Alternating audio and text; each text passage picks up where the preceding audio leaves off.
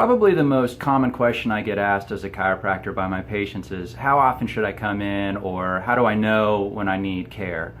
The bottom line is, listen to your body, okay? It's going to tell you when you need help. Think about your body like if it's a house. When your house is on fire, it's pretty obvious that you need to call the fire department or to put the fire out, right? Because that's causing pain, symptoms, and damage.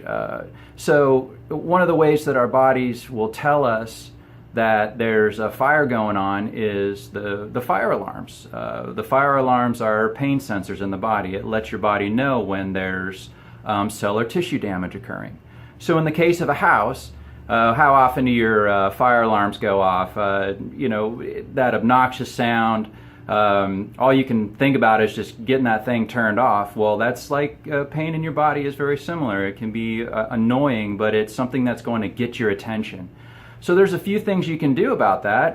Like when you're in your house, you can wave the smoke away from the fire alarm, you know, and that makes the alarm go off temporarily. And that's kind of like when you take a medication, okay?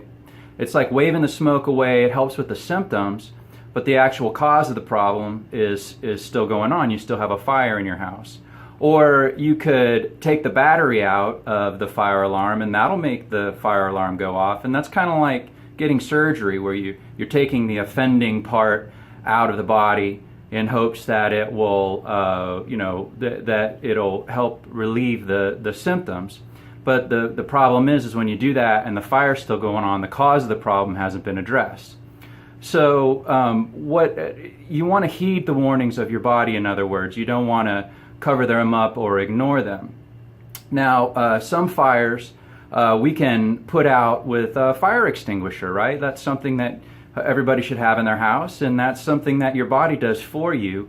You know, in cases of minor inflammation, in other words. So you can use the fire extinguisher, and that's kind of like using ice to bring down inflammation in the area. It's also like taking a walk. That also helps reduce inflammation in the body.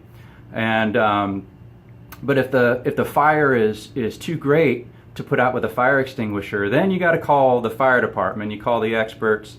They come and they put out the fire before it causes too much damage, or your house burns down. So basically, you know, listen to your body. That's the bottom line. And go ahead and take a look at some of the articles that are listed at the bottom of this video, and they'll give you some guidance as to you know, the type of fire extinguishers that you can use before you come in. And then you know, when you really need the care, we're here to help you.